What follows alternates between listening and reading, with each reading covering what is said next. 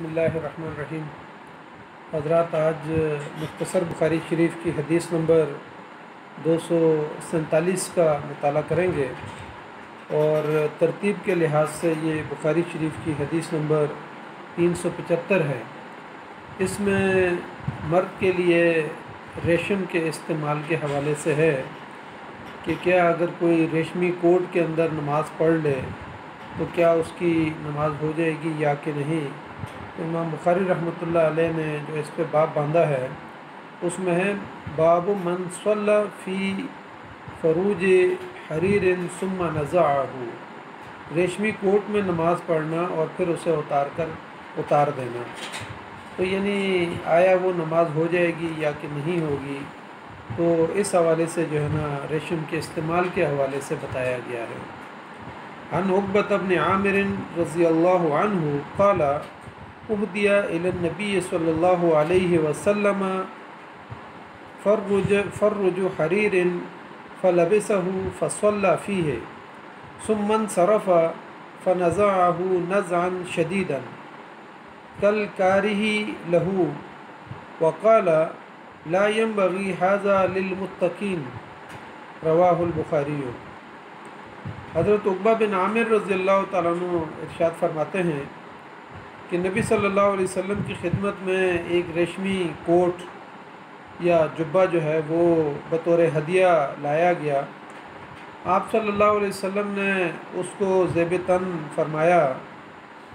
और फिर आपने उसमें नमाज़ पढ़ी। मगर जब नमाज से आप फ़ारिग हुए तो आप सल्लल्लाहु अलैहि वसल्लम ने उसे सख्ती के साथ उतार कर फेंक दिया, गोया कि आप सल्लल्लाहु अलैहि वसल्लम को वो सख्त नागवार गुज़रा। नीज़ आप सल्लल्लाहु अलैहि वसल्लम ने फरमाया फिर कि तक़वा शार लोगों के लिए ये मुनासिब नहीं है कि वो इस तरीके से रेशम को इस्तेमाल करें। यानी तक़वा शार लोगों के लिए फ़रमाया कि ये मुनासिब नहीं है कि इस तरह के जो है ना कोट को या किसी चीज़ को इस्तेमाल करें।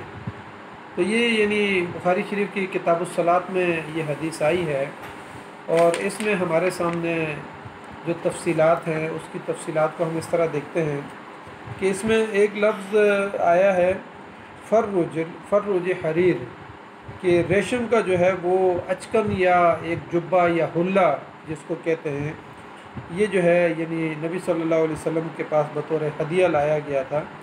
और आप सल्लल्लाहु अलैहि वसल्लम ने फिर उसको पहना। तो फ़र्रुज जो है ना इसका मतलब ये है कि एक ऐसा अचकन कि जो रेशम से बना हुआ हो और इसके दरमियान में एक बड़ा सा सुराख होता है जिसमें से इंसान सर डाल देता है। और फिर अल्लामा कुर्तुबी ने कहा है कि कुबा है या फ़र्रुज है, इन दोनों की जो है ना आस्तीनें तंग होती हैं। जैसे कि पीछे भी हमने पढ़ा था कि नबी सल्लल्लाहु अलैहि वसल्लम ने एक शामी जुब्बा पहना हुआ था और उसके आस्तीन तंग थे। तो कहा कि फ़र्रुज जो है उसकी भी जो है ना आस्तीनें तंग होती हैं और उमूमन लोग जो है ना उनको सफ़र के अंदर या फिर जो है ना उमूमन जंग के अंदर जो है उसको इस्तेमाल करते थे। तो हरीर जो है वो हरीर का मतलब रेशम है। ज़ाहिर रेशम जो है ना बहुत नरम व नाजुक कपड़ा होता है और जिस्म के लिए बहुत ही मुलायम किस्म का वो कपड़ा है। तो ऐसे कपड़े को जो है ना नबी सल्लल्लाहु अलैहि वसल्लम ने मर्दों के लिए हराम करार दिया है। ये रेशमी अचकन जो है ना आखिर किसने भेजा था नबी सल्लल्लाहु अलैहि वसल्लम की तरफ कि जिसको नबी सल्लल्लाहु अलैहि वसल्लम ने पहले पहना, फिर उसमें नमाज़ पढ़ी और फिर उसको नफ़रत के साथ उतार दिया। तो रवायात में आता है कि दौमतुल जुंदल जो है इसके अमीर जो है अक़दीर बिन अब्दुल मलिक थे। तो उसने जो है ना ये जुब्बा जो है नबी सल्लल्लाहु अलैहि वसल्लम को भेजा था। उनके मुसलमान होने में या ना होने में इख्तिलाफ़ है। बाज़ लोगों की राय ये है कि वो मुसलमान हो गए थे, जैसे इमाम अबू नईम ने लिखा है कि वो मुसलमान हो गए थे, लेकिन अक्सरियत की राय ये है कि वो मुसलमान नहीं हुए थे। अल्लामा इब्न असीर ने लिखा है कि वो यानी दौमतुल जुंदल के इस बादशाह ने और या वहाँ का जो यानी अमीर था उसने नबी सल्लल्लाहु अलैहि वसल्लम के साथ सुलह कर ली थी और वहीं से जो है ना वो अपने किले की तरफ जो है ना वो वापस हो गया था और वो मुसलमान नहीं हुआ था। और कहा कि आखिर वक्त तक जो है वो नसरानी रहा और वो मुशरिक था और नसरानी था। और फिर रवायात में आता है कि हज़रत अबू बकर सिद्दीक़ रज़ियल्लाहु तआला अन्हु के दौर में हज़रत खालिद बिन वलीद रज़ियल्लाहु तआला अन्हु ने जब दौमतुल जुंदल के इलाके पर यानी उस किले पर जो है ना उसका मुहासरा किया,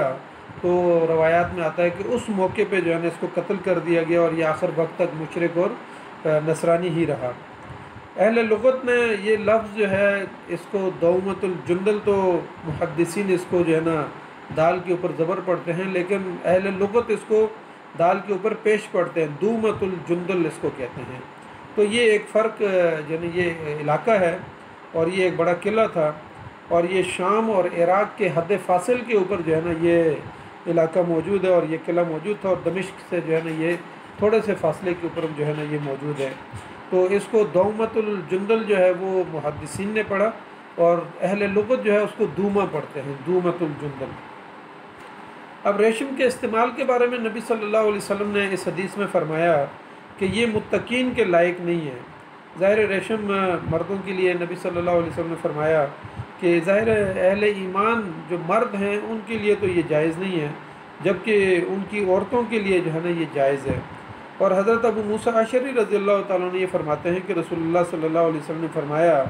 कि रेशम और सोना जो है ये मेरी उम्मत के मर्दों के लिए हराम करार दे दिया गया है, जबकि मेरी उम्मत की जो औरतें हैं उनके लिए रेशम और ये सोना जो है ये दोनों चीज़ें जो है ना हलाल करार दी गई हैं। ये तिरमिज़ी शरीफ की हदीस के अंदर ये बात आती है। सही बुखारी के में है कि हज़रत उमर रज़ियल्लाहु ताला अन्हु ने एक मुकाम जाबिया पर खुतबा दिया और फरमाया कि नबी सल्लल्लाहु अलैहि वसल्लम ने रेशम पहनने से मना किया है, और अलबत्ता साथ ये कहा कि 2 या 3 या 4 उंगल की मिकदार के बराबर अगर किसी कपड़े में पैबंद लगा हुआ हो या कपड़े के अंदर लगा हुआ हो तो उसकी तो इजाज़त हो सकती है, लेकिन वैसे पूरा जुब्बा जो है ना पहनना या पूरा कपड़ा पहनना उससे मना फरमाया है। इसी तरीके से नबी सल्लल्लाहु अलैहि वसल्लम ने फरमाया कि मुत्तकीन के लायक नहीं है। इसका मतलब यह है कि रेशम जो है ज़ाहिर है कि एक नरम और मुलायम जो है ना, जैसे यानी माहौल को जो है ना इस्लाम अच्छा ज़्यादा पसंद नहीं करता कि एक मोमिन जो है वो अपने लिए बहुत ही आरामदेह और पुरसुकून माहौल की तलाश में हो। इसी तरीके से उसके लिबास के अंदर और उसके बेडरूम के अंदर जो है ना रेशम का इस्तेमाल,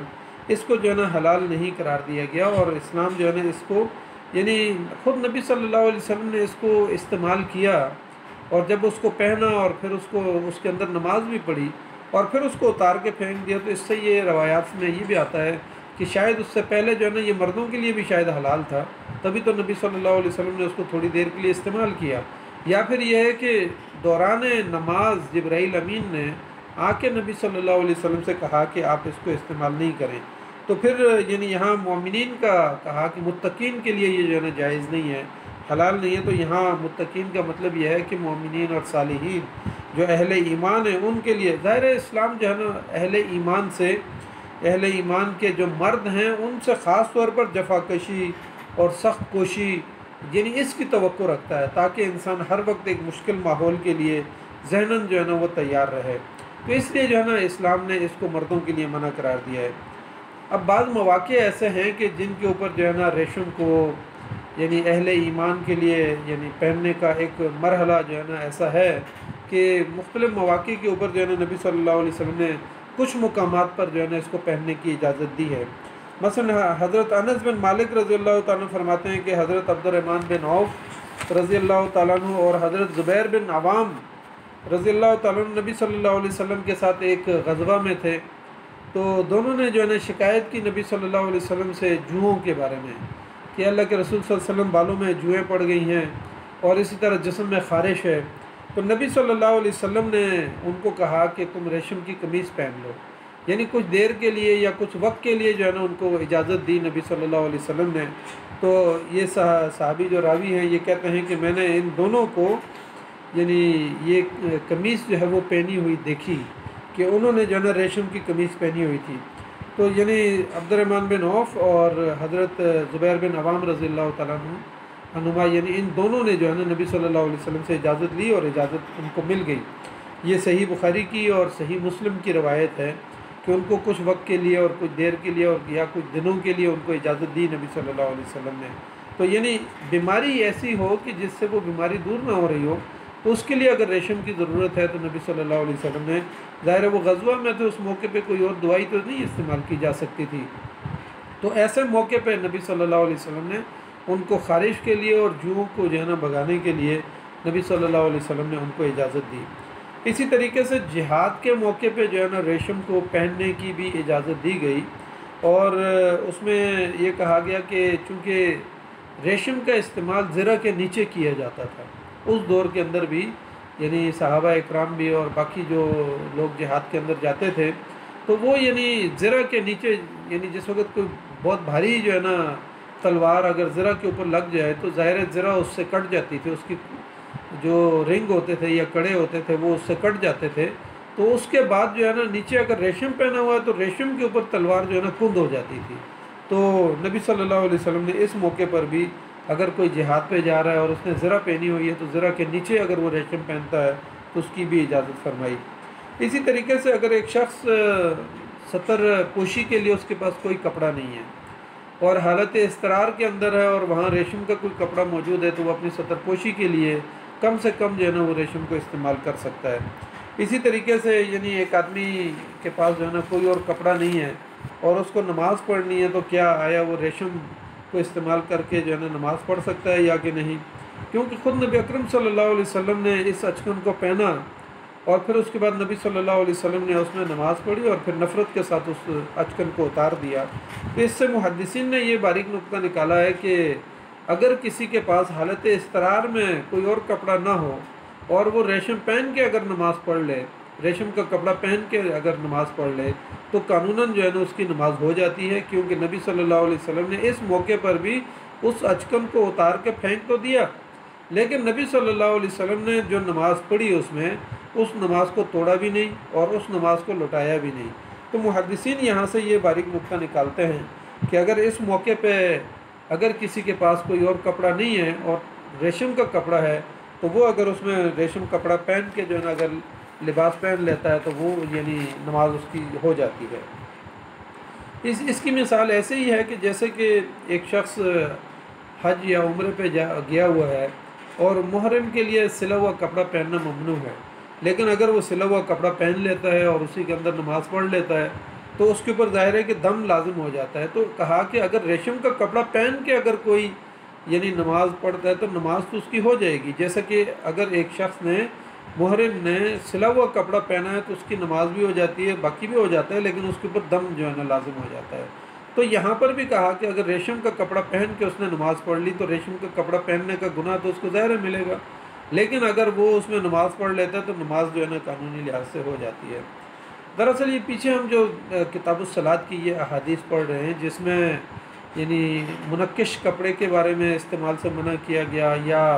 कालीनों से मना किया गया या फिर पर्दों से मना किया गया, और नबी सल्लल्लाहु अलैहि वसल्लम ने उस रवायत के अंदर आया कि हम ईंटों और पत्थरों के ऊपर जो है ना कोशिश के लिए जो है ना ये रिस्क नहीं इस्तेमाल करेंगे। तो दरअसल इस्लाम जो है ना यहाँ पर जो एक मिजाज देना चाहता है वो अहले ईमान को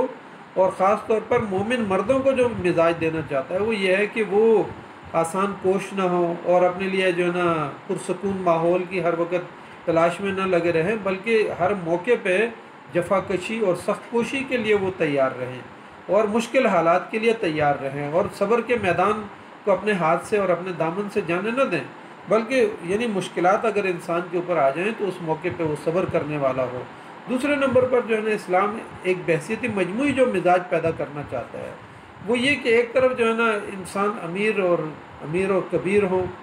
और माशरे के अंदर अफरात व तफरीत का शिकार माशरा ना हो जाए कि एक तरफ तो बहुत ही रुअसा किस्म के लोग मौजूद हैं और बड़े जो है ना रईस किस्म के लोग मौजूद हैं, और उसके मुकाबले में गरीब आवाम है। तो गरीब आवाम जिसको दो वक्त की रोटी भी मुयसर ना हो, उसको जो है ना सेहत और तालीम के लिए पैसा मुयसर ना हो और उसको जो है ना अपना सर छुपाने के लिए छत मुयसर ना हो, और उसके मुकाबले में कोई उसी के पड़ोस में रह रहा हो और वो इतनी जो है ना नियामतों के अंदर जो है ना अपनी ज़िंदगी गुजार रहा हो कि उसको अपने पड़ोसी की और अपने माशरे के दीगर अफराद की जो है ना उसको कोई फ़िक्र ना हो। तो दरअसल इस्लाम जो है ना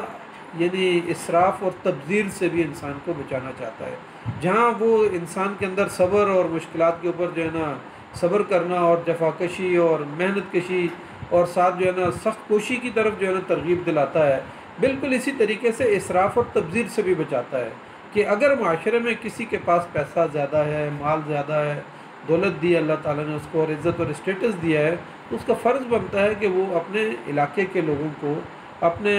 माशरे के लोगों को और साथ जो है ना अपने रिश्तेदारों को और यतीम और गरीब परवर जो है ना उसको होना चाहिए। तो माशरे के अंदर जो है ना ये अफरात और तफरीक जो है ना इस्लाम मिटाना चाहता है। तो इस हदीस से भी हमारे सामने ये बात आती है